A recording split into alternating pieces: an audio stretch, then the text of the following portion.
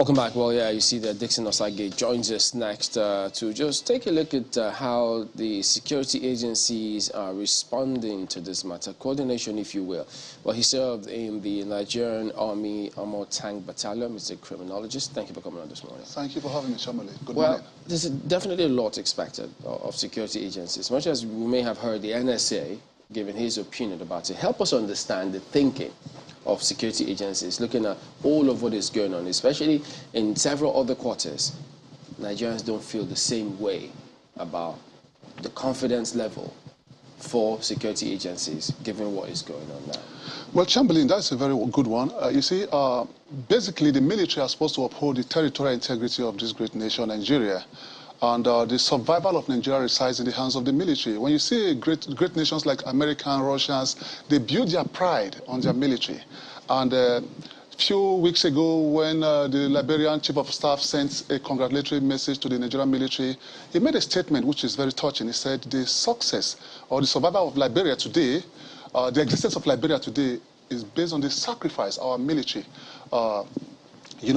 puts in bringing Liberia to a state of peace. And one will wonder if a country like Nigeria of over 200 million people, we were once called the giant of Africa, but personally, going by what is happening, the security threats from the east, west, south, and north, I don't think we are the giant of Africa anymore because our security are being dissipated. Now, when you ask me, what do I think about the military? I think the military needs to re-strategize its operation and its tactical operation as well because we cannot have a country whereby we have the Nigerian Army, the Nigerian Navy, the Nigerian Air Force that consisted of the military. Then we have the police, we have the DSS that are supposed to be in charge of intelligence and some other intelligence network. And we have some unnecessary human being terrorists flying on motorbikes, taking over territory, which is insurgency, going after our people. We cannot travel by road, we cannot travel by air, we cannot even travel by train. So the threat is on the high rise, the risk is on the high rise.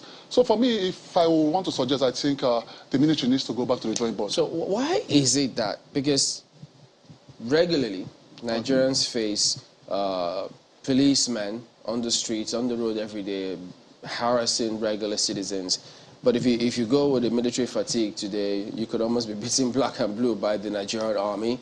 And then when it comes to terrorism, we don't see the same kind of response. So they can't understand. Why can't they address this? Why does it look as if this is beyond them? You see, I agree with you. Some few days ago, I was in a program and I said that if anything happens to Nigeria, personally, I think I will hold the military accountable. Because when it comes to terrorism, Chamberlain, counter-insurgency comes with various components. Most people think the military might alone will eliminate terrorism or counter-insurgency. It doesn't work that way. When we talk about counter-insurgency, it's talking about territories, just like what these kidnappers and terrorists are doing. And for the military to engage these guys with speed and momentum, other component needs to come to play. The economic component needs to play. The political component needs to play. The strategic component needs to play as well. Now, let me be truthful or be sincere with the government, with the federal government. They are releasing these funds. I will not expect the president to go to the battlefield. I will not expect the national security advisor to go to the battlefield. They are releasing this fund, which has to do with the strategic center of gravity. They are releasing the funds and getting the equipment and getting, some other fighters' ammunitions, which some of our soldiers have also complained that they are not getting enough equipment. So if we want to get things right, we need to bring all the components together. Political component has a role to play. What are the political grievances? What is happening in Nigeria, Chamberlain, is an organized crime. If any crime is being classified as an organized crime, that tells you there are some elites, some leaders that are playing a role in this. Nigeria was not like this some years back. How did we arrive at a state whereby arms and ammunition is in the hands of different kind of people across board?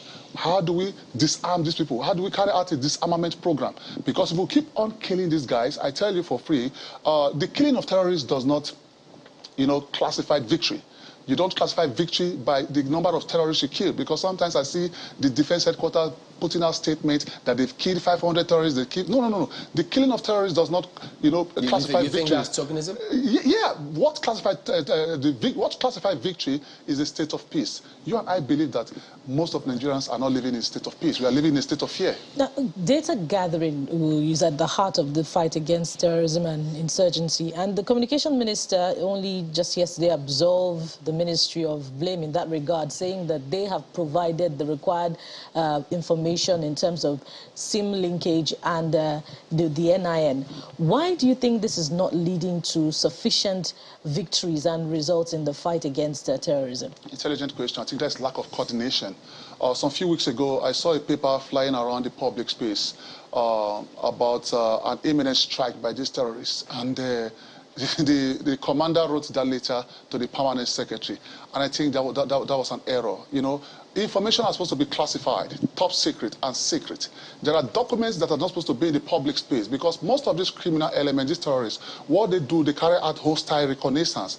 Hostile reconnaissance is getting information about our military operations, getting information about our security agent operation, and they use that information against our security agents. So coming back to your question, if you ask me why, I will tell you for free that there is no proper coordination between the military and other security agents because we need to build a formidable intelligence network. No nation survives without an effective and formidable intelligence network. What is intelligence?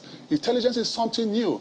For instance, there is a crime in progress or these guys are trying to strike. How do we fetch this intelligence from the enemy's camp? We are not getting that. If you don't have a formidable intelligence network, I tell you, we will not succeed in the area of counterintelligence and counterinsurgency. But that data also has, leadings to financial institutions. So the security agencies will also have leads as to where the funds are being ferried through. Why is that also not leading to results? Well, you see, what you just said is all about terrorism financing, because like in the EndSARS, the last EndSARS movement, the CBN were so swift to get those guys that were behind EndSARS sponsors. And I begin to worry. I said, if you can get the sponsors of EndSARS, how come you cannot fetch out the sponsors of these terrorists? The last time we learned Dubai or some country, is it Dubai? Yes. Gave us some names of most of these guys that were sponsoring terrorism. Let me tell you, if we don't have an effective administration of criminal justice system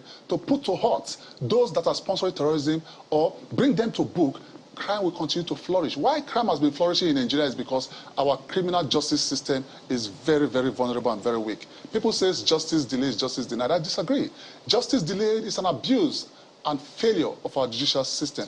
So it has to do with an holistic component. We're in a dead situation. Nigerians cannot move around freely without being intimidated or coerced. So for us to get this right, we need a proper coordination between our intelligence network, the military, and our communication system. Specifically speaking now, what will it take, or should I say, who will it take to ensure that we get these results? One of them being at least ensuring that those who are sponsoring terrorism, whatever name, banditry, kidnapping, are fished out, are prosecuted, and we see that something is being done. And this government has said they will put out names in the past. They will name names, name and shame. They will expose people. We've not seen none of that. So who, or do I say, what will it take to ensure that those people are brought out and prosecuted? The executive has the capacity to do that. When you mean the executive, are you saying the president? The president has the capacity to give a marching order to the National Security Advisor or to the intelligence to release these names. Hasn't he done that time and again? I have not seen any name flying on the media space. I don't know why they have not released the names of these terrorist sponsors. Is it because one or two people are scared that maybe their family or friends are being indicted? This is a question we need to ask ourselves because when it comes to hierarchy of protection, human lives come first. We are playing with human life in this country. The topmost priority of any government is the protection of lives. Property even comes last because property can be replaceable. Human being cannot be replaceable. When you are gone, you are gone. And that is why in the hierarchy of protection, you need to place priority on human lives. And when you go to hierarchy of control, anything that poses threat to human life must be eliminated. So we need to eliminate terrorism. We need to eliminate kidnapping. We need to eliminate banditry. If we don't do that, Nigeria is sitting on a time bomb, and as it stands, we're in a fragile state situation.